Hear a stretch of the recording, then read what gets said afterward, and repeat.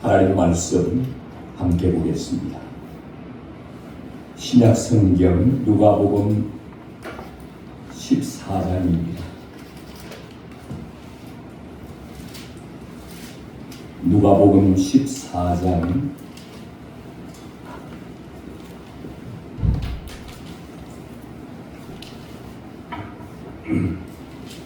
15절부터 함께 읽도록 하겠습니다. 24절까지 15절부터 같이 읽겠습니다. 함께 먹는 사람 중에 하나가 이 말을 듣고 이르되 무릇 하나님의 나라에 떡을 먹는 자는 복되도다.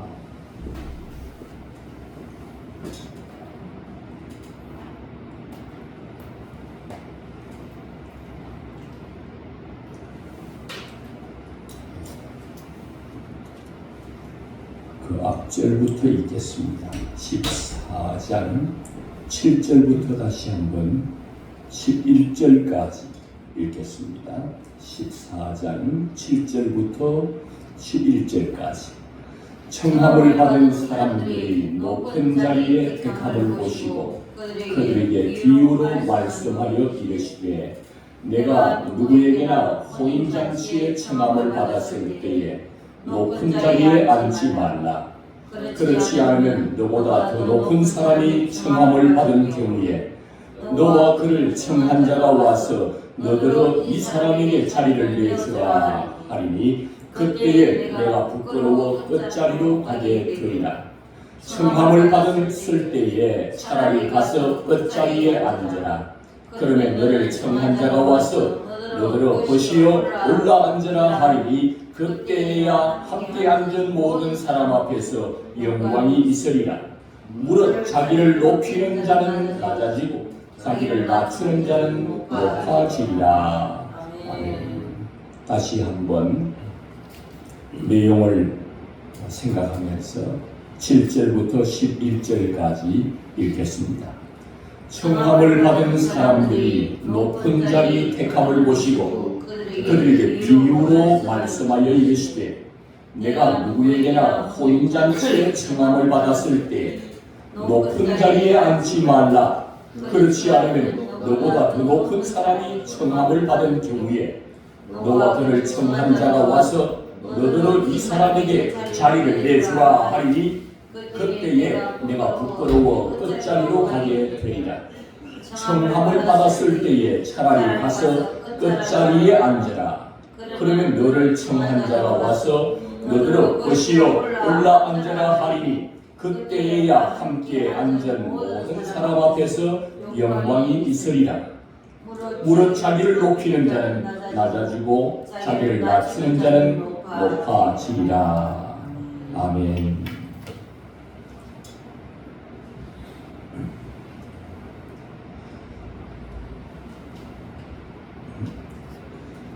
예수님께서 어떤 잔치에 청함을 받았습니다.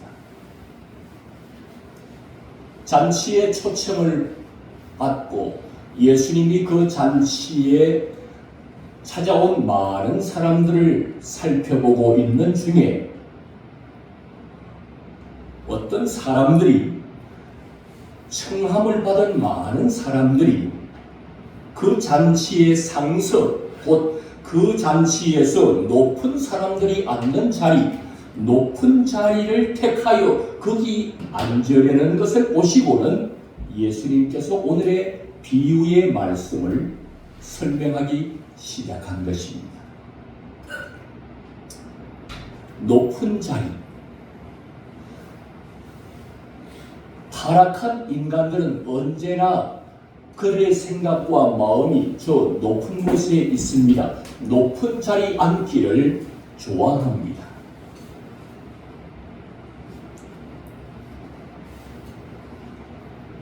여러분들이 어렸을 때 어린 아이들까지도 높은 자리를 선호하고 높은 자가 되기를 꿈꾸고 살아가고 있습니다.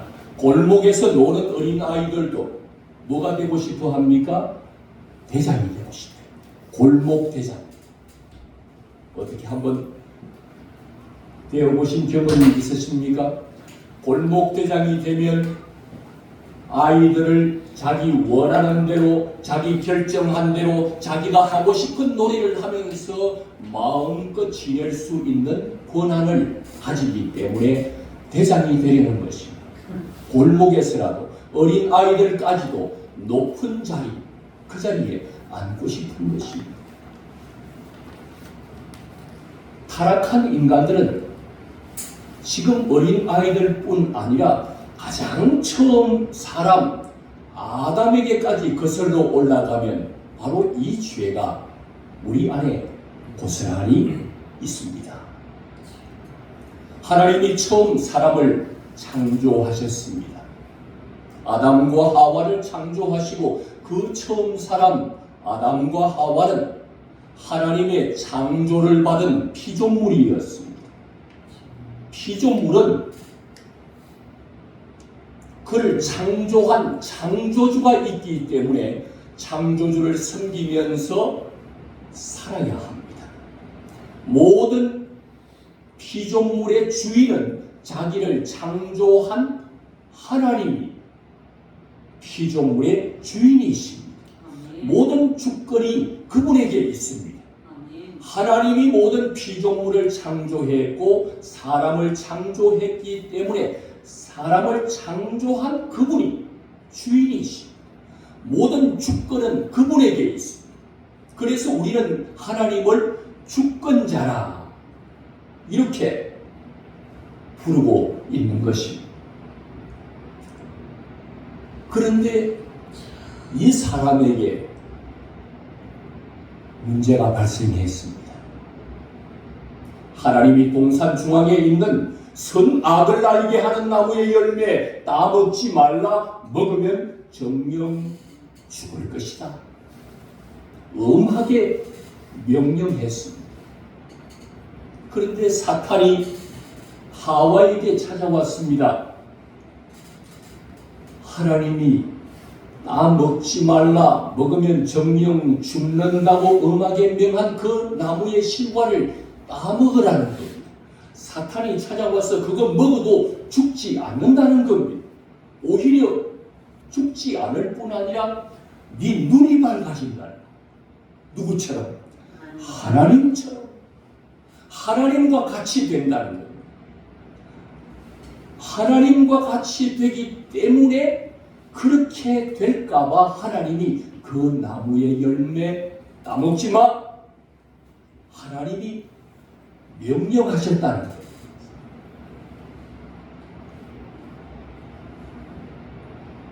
하와가 그때부터 하나님이 명하신 그 나무의 열매를 보니 먹음직스럽고 왕직스럽고 지혜롭게 할 만큼 탐스러워 보여서 결국은 그 나무의 실과를 따먹고 말았습니다. 왜요? 하나님처럼 되고 싶었어. 주권자처럼 되고 싶어서, 주권자의 자리에 앉고 싶어서 선악과를 따먹고 하나님을 대적하고 타락하여서 결국 정령 죽으리라 말씀하신 대로 인간에게는 죽음이 찾아오게 된 것입니다. 죄 때문에 하나님 앞에 죄를 범한 인간에게 이제 죽음이 찾아오는 것입니다. 골목에서 노는 어린 아이들만 높은 자리를 선호하고 좋아하는 것이 아니라 사람의 처음으로 거슬러 올라가서 원조의 사람, 처음의 사람 아담과 하와마저도 타락하여서 그 높은 자리, 주권자의 자리, 그 높은 자리에 앉고 싶어서 결국 선악과를 다 먹고 타락하여서 죄를 범하여 죽게 된 인간의 처참한 현실을 우리가 겪고 있는 것입니다. 어떻습니까? 여러분은 어떻습니까? 높은 자리 앉고 싶지 않으십니까? 낮은 자리, 끝자리에 앉고 싶습니까? 아니면 좀 높은 자리에 앉아서 모든 판단과 모든 결정을 내 마음대로 내릴 수 있는 권한을 가진 그 주권 자리의 자리, 높은 자리, 그 자리에 한번 앉아보고 싶지 않습니까?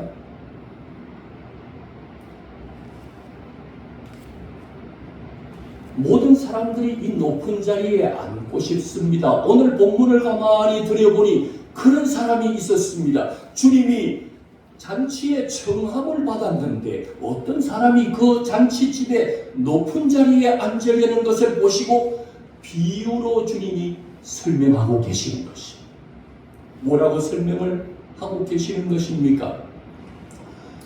잘 들으라 말씀하시면서 주님 말씀하시기를, 너희가 청함을 받았을 때, 결혼잔치에 초청을 받았을 때 높은 자리, 그 자리에 앉으려고 하지 마라. 이유가 무엇일까요?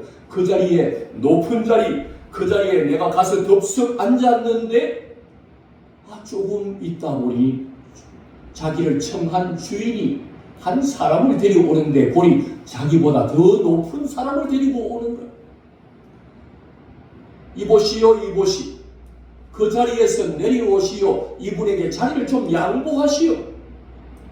자기를 청한 자가 와서 더 높은 사람을 그 자리에 앉히고 앉아있는, 높은 자리에 앉아있는 자기를 내려오라고, 그 자리를 양보하라고 할 때, 그때 내려오는 그 기분, 내려오는 그 창피함이, 그 부끄러움이 얼마나 크겠느냐.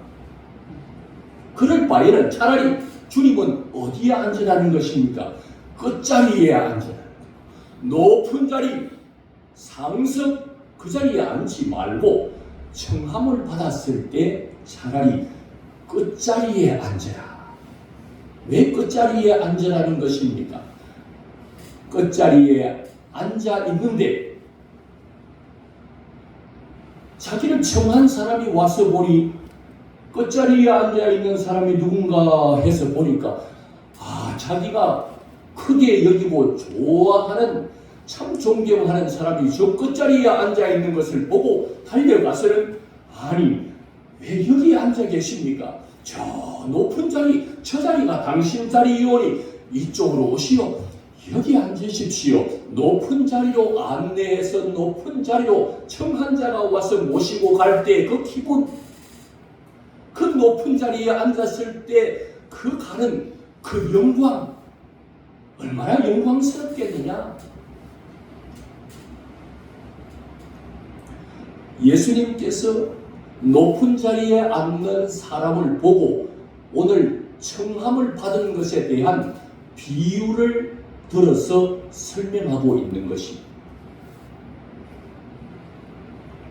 지혜롭지요. 예수님의 말씀이 참 얼마나 인생을 사는 데 있어서 참 지혜로운 말씀입니다. 누가 들어도 고개를 끄덕할 그런 말씀 아닙니까? 참으로 훌륭하고 참으로 인간들 사는 세상에 꼭 필요한 말씀, 아멘 하고 받을 수 있는 말씀 아니겠습니까? 아멘.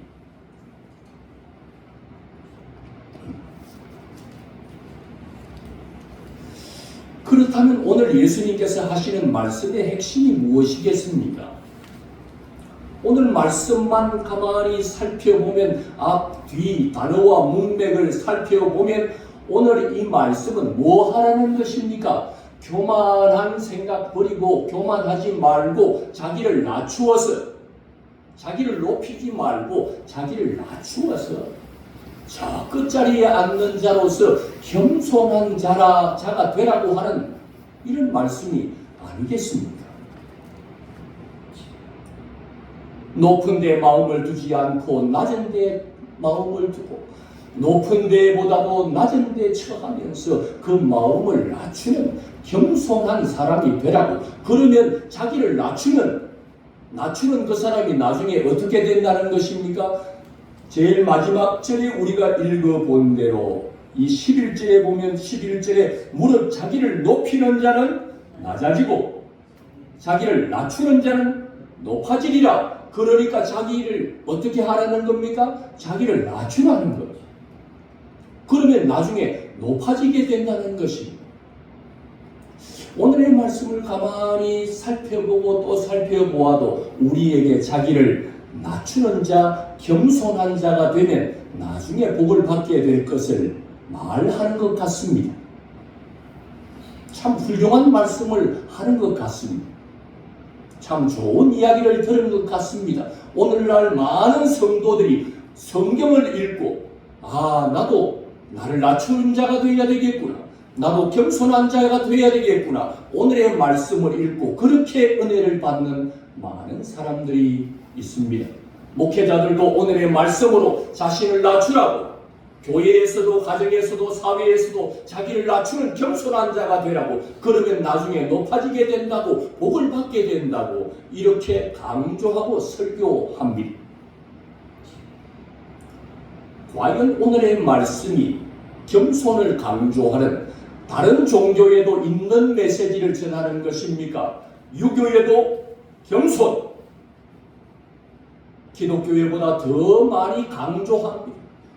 불교에서도 타 종교에서도 겸손, 자기를 낮추거라, 자기를 비우라 끊임없이 강조하는 내용들입니다. 기독교에서도 똑같이 그것만 가르치는 것입니까? 설령 오늘의 말씀에 그렇게 은혜를 받고 내가 나를 낮추고 겸손한 자가 되었습니다. 그러면 그 사람이 죄사함을 받을 수 있겠습니까? 겸손하기 때문에. 내가 겸손해졌기 때문에 인격을 보야하여 겸손한 자가 되었다면 나는 천국 갈 수 있겠습니까?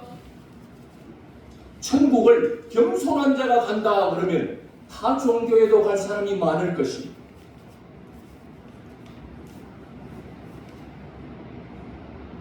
성경은 겸손을 가르치는 도덕 교과서가 아닙니다. 성경은 다 예수님을 말하고 있는 진리의 말씀입니다. 성경은 다 예수님 이야기입니다. 예수님께서 친히 말씀하시기를 성경은 다 내게 대하여 나를 증언하는 것이라고 예수님 자신을 말하고 있다고 우리에게 친히 가르쳐 주셨습니다. 예수님이 비유를 들어서 오늘 이야기를 하는 것입니다. 겸손을 이야기하려고 오늘의 말을 예수님이 비유로 설명한 것이 아닙니다.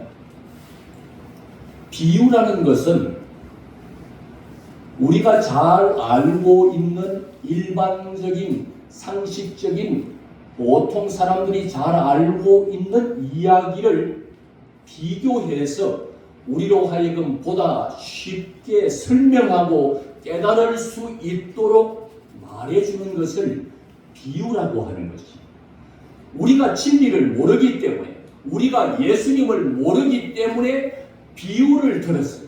쉽게 오늘 결혼의 청함을 받은 이 이야기를 들어서 예수님 자신을 깨닫게 해주고 예수님 자신이 어떤 분인가를 설명해 주려고 오늘 비유를 설명하고 계시는 것입니다.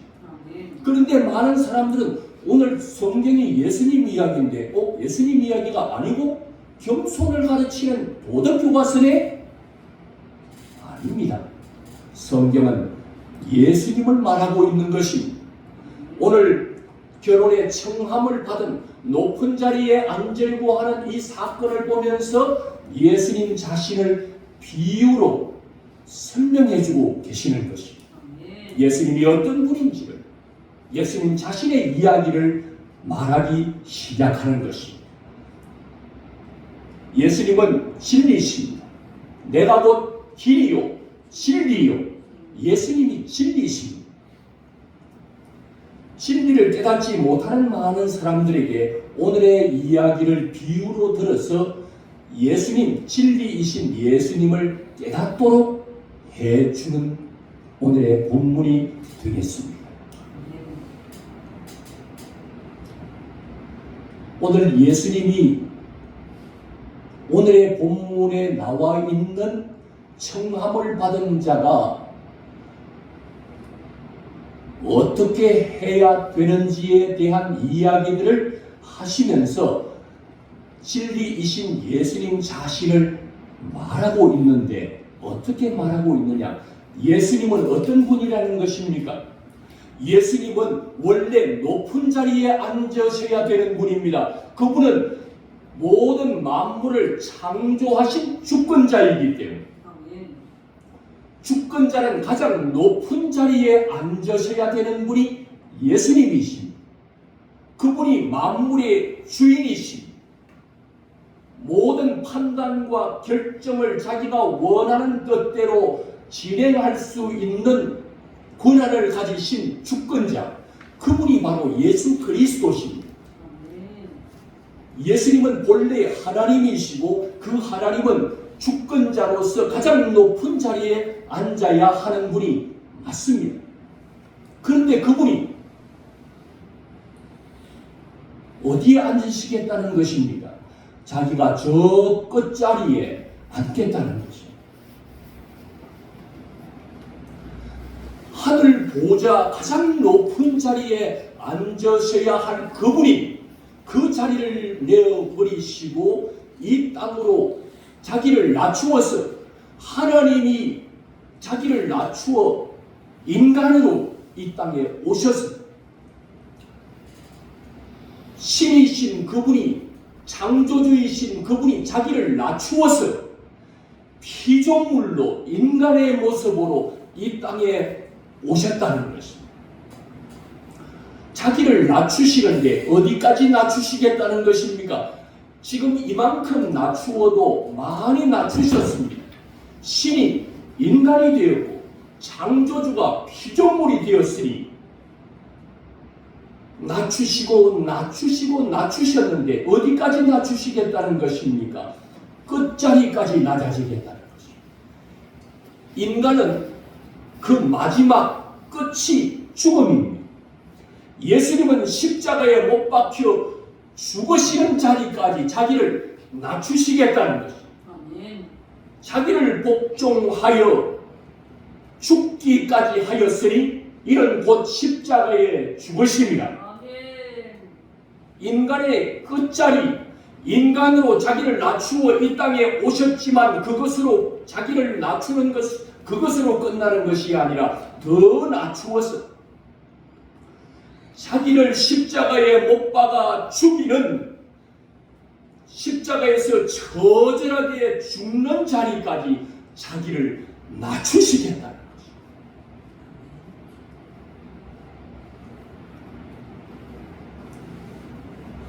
지극히 높은 자리는 하나님의 자리이기 때문에 그 자리에 앉지 말라는 것입니다.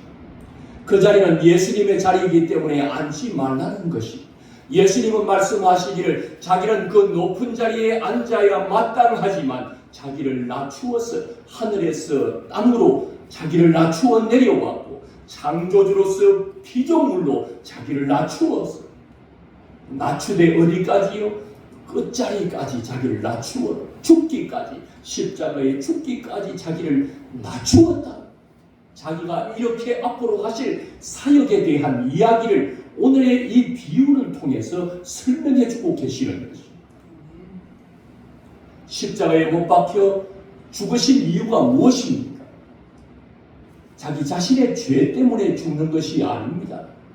인간의 죄로 인하여 죽게 되었기 때문에 그 인간을 사랑하시는 하나님이 그 인간을 구원하기 위해서 이 땅에 인간의 몸을 입고 오셔서 인간의 죄를 예수님이 대신 지시고 죄인이 죽어야 그 값을 치루어야 마땅한 그 죽음, 예수님이 대신해서 그의 죄를 대신 지고 그가 죽어야 할 형벌을 예수님이 십자가에서 대신 죽으심으로 그의 죄의 형벌을 대신 받음으로 죄의 대가를 대신 치루어 주심으로 인간의 죄를 다 사하여 주시고 죄에서 자유함을 예수님이 주시기 위해서 끝자리까지 자기가 낮아져서 십자가에서 죽으시겠다는 예수님의 사역을 말해주고 계시는 것입니다.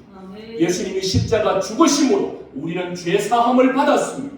예수님이 십자가에 못 박혀 죽으심으로 우리는 예수님의 모든 보혈로, 예수님의 피로 우리의 죄가 깨끗하게 씻음을 받게 된 것입니다. 죄에서 자유함을 얻게 된 것입니다. 예수님은 끝자리까지 낮아지신 것은 자기 자신을 위하기보다 죄로 인하여 죽게 된 우리를 구원하기 위해서, 우리를 너무나도 사랑하셔서 행하신 주님의 사랑이신 것입니다.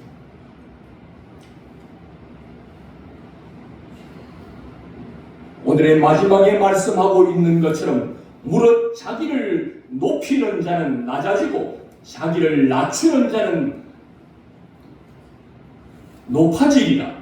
무릇 자기를 높이는 자는 낮아지고 자기를 낮추는 자는 높아지리라. 예수님이 자기 자신이 어떻게 될 것인가를 말씀해주고 있는 것입니다. 자기는 낮아졌습니다. 하늘 보좌에 앉아야 할, 높은 자리에 앉아야 할 분이 자신이 인생의 끝자리까지 자기를 낮추었더니 어떻게 됐습니까? 하나님께서 그를 높여서 모든 하늘에 있는 자나 땅에 있는 자나 땅 아래에 있는 모든 자들이 예수의 이름 앞에 무릎을 꿇게 하시고, 모든 피조물로 인하여 예수를 주라 시인하게 하고 하나님께 영광이 되도록 역사하여 주신 것입니다. 예수님은 자기 자신을 낮추고 끝자리까지 자기를 낮추고 죽기까지 자기를 낮추었더니 하나님께서 그를 높이 모든 무릎으로 예수님 앞에 꿇게 하시고 가장 높은 자리에 앉게 하시고 모든 영광을 하나님께서 받으시는 놀라운 일들이 예수님의 사역을 통하여 이루어지게 될 것을 말씀하고 계시는 것입니다.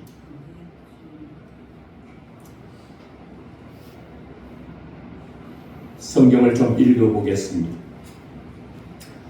빌립보서 2장으로 가보겠습니다. 빌립보서 2장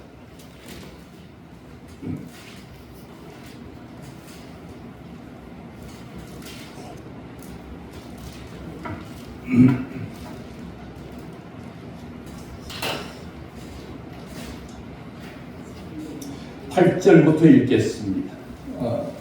6절부터 11절까지 6절부터 11절입니다. 그는 근본 하나님의 본체시나 하나님과 동등됨을 취할 것으로 여기지 아니하시고 오히려 자기를 비워 종의 형체를 가지사 사람들과 같이 되셨고 사람의 모양으로 나타나사 자기를 낮추시고 죽기까지 복종하셨으니 곧 십자가에 죽으심이라. 이러므로 하나님이 그를 지극히 높여 모든 이름 위에 뛰어난 이름을 주사 하늘에 있는 자들과 땅에 있는 자들과 땅 아래에 있는 자들로 모든 무릎을 예수의 이름에 꿇게 하시고 모든 입으로 예수 그리스도를 주라 시인하여 하나님 아버지께 영광을 돌리게 하셨느니라. 아멘. 오늘의 이야기가 누구 이야기였습니까? 예수님이 비유로 잘 알고 있는 이야기를 예를 들어서 비교하면서 말씀하신, 깨닫게 하고 설명해 주신 이 비유는 누구 이야기를 하려는 것입니까? 바로 자기 자신을 낮추신, 끝까지 끝자리로까지 낮추신 예수님 자신의 이야기를 하고 계시는 것입니다. 예수님은 모든 피조물로 인하여서 그의 입으로 무엇이라고 시인하게 하신 것입니까? 예수 그리스도를 주라. 주라는 말이 무슨 말입니까? 주인 주자 아닙니까? 주님, 예수님을 주님 하는 말은 예수님은 나의 주인이시라는 말입니다. 주인에게는 종에게 모든 권한이 있는 것이 아니라 종의 주인에게 모든 판단과 결정권이 주인에게 있는 것입니다. 이것을 일컬어서 예수님은 주시다,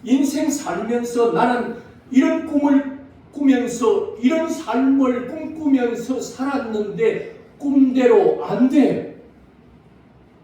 나는 이렇게 생각했는데 반대적인 일이 일어나. 왜 그렇습니까? 내 마음대로 왜 안 되는 겁니까? 내 생각대로 왜 풀려지지 않는 것입니까? 내 것이 아니기 때문에. 내 인생 내 것이라고 노래하면서 우겨대지만 내 것 아니라는 겁니다. 나는 오래 살고 싶어. 천하 태평, 천하 장수. 그래서 모든 걸 다 누린 권세를 가진 천하의 황제. 오래 살고 싶어. 그런데 오래 살고 싶지만 오래 살아가지 못하는 이유는 생명이 자기 것이 아니기 때문에. 하나님이 주권자십니다. 아멘. 내가 주인이 아닙니다. 나를 창조한 분이 따로 있고 나에 대한 계획을 가지신 분이 따로 있고 내가 태어날 곳이 어딘지, 내가 어떻게 살아갈 것인지, 내가 언제 죽을 것인지 그것을 다 계획하고 계신, 모든 판단을 가지시고 모든 것을 결정해 놓으신 주권자가 하나님이시죠. 그 하나님이 주권자인데 마치 내가 주인인 것처럼 내 마음대로 할 수 있을 것처럼 하지만 결국 우리는 아무것도 제대로 할 수 있는 것이 처음 출생부터 마지막 죽음까지 더 살고 싶어도 더 살 수가 없고 우리의 모든 인생 자체가 우리는 주인이 아닙니다. 우리를 창조하고 우리를 이 땅에 존재케 하신 분, 아멘. 그분이 우리의 주인이십니다. 아멘. 그분의 손에 모든 것이 달려 있기 때문에 오늘 내가 인생의 주인으로 살아왔는데도 불구하고 왜 이렇게 안 풀리고 내 생각대로 안 되고 얽히고 설키면서 오늘날까지 살아왔는지, 내가 주인인 행사를 하면서 살아왔기 때문에 그렇습니다. 나라는 존재는, 여러분은 예배를 마치고 교회당 문을 열고 나가면 그때부터 무슨 일이 일어날 것인지 다 알고 계시는 분이 혹시 있습니까? 아니면 내일 무슨 일이 일어날지 다 꿰고 있는 분이 계십니까? 아니면 더 멀리 1년, 아니 내 인생 전반을 다 알고 계시는 분이 있습니까?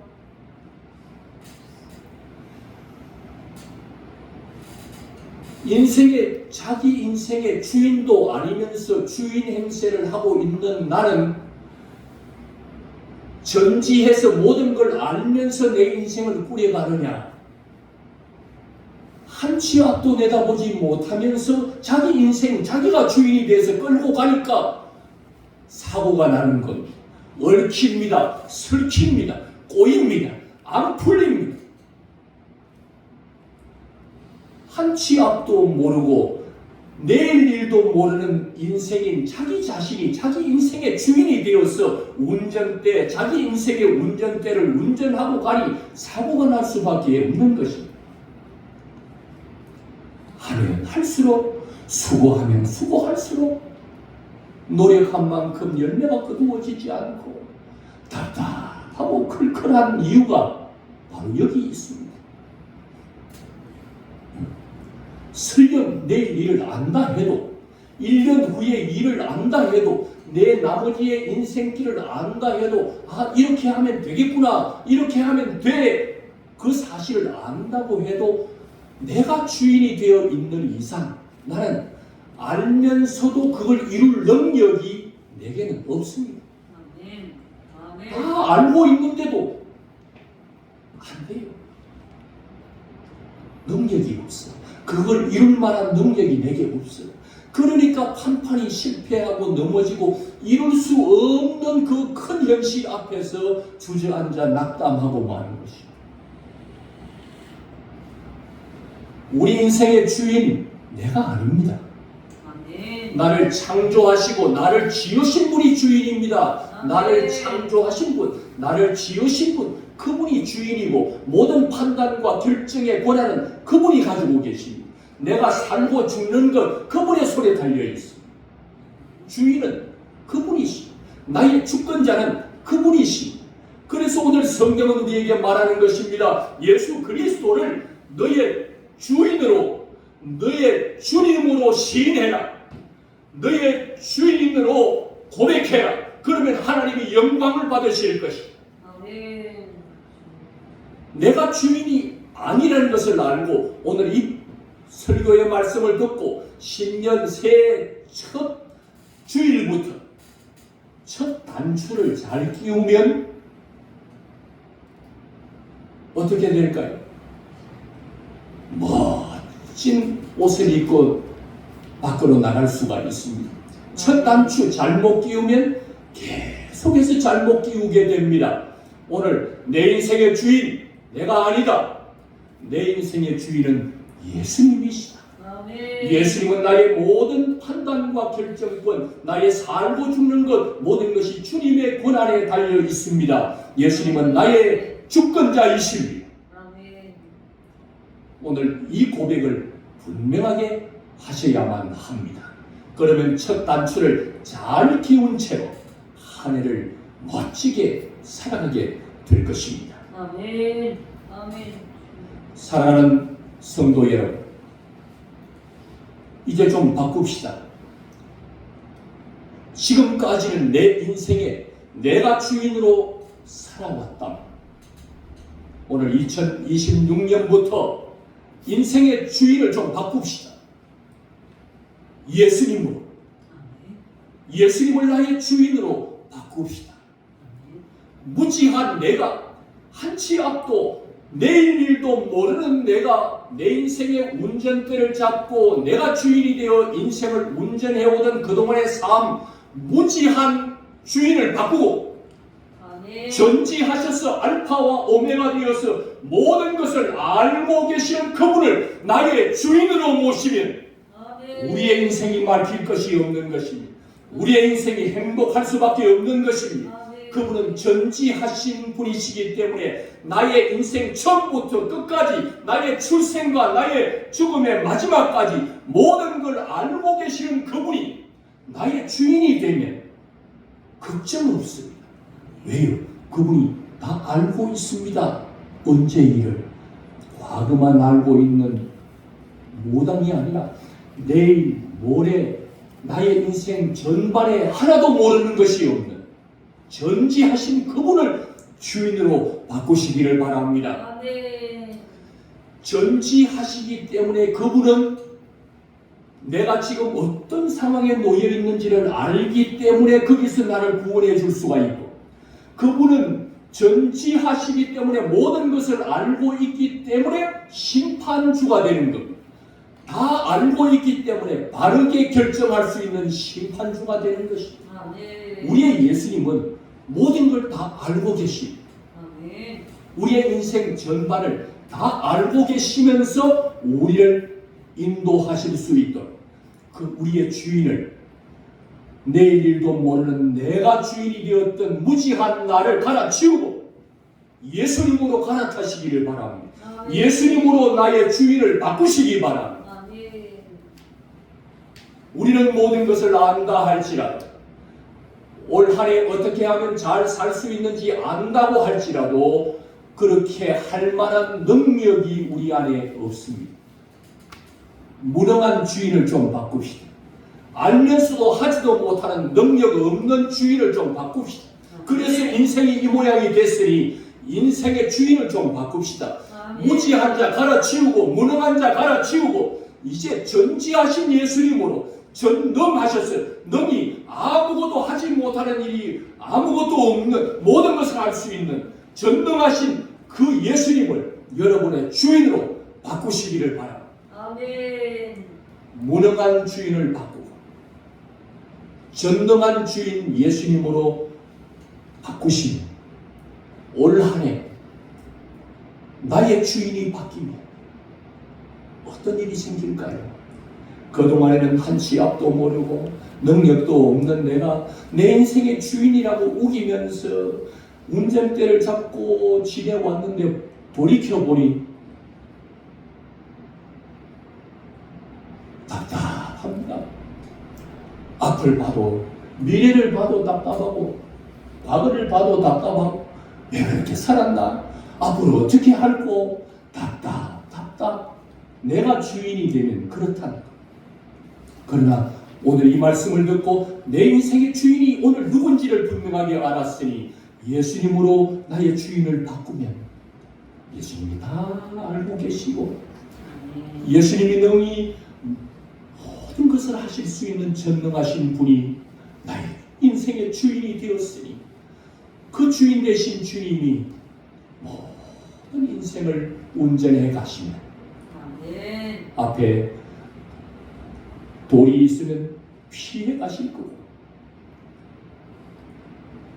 앞에 바다가 놓여 있으면 그 바다를 홍해 바다를 갈라서라도 지나가게 하실 것이고 능력이 있고 전지하신 분이 우리의 주인이 되시면 2026년 올 한해는 희망이 넘치는 한 해.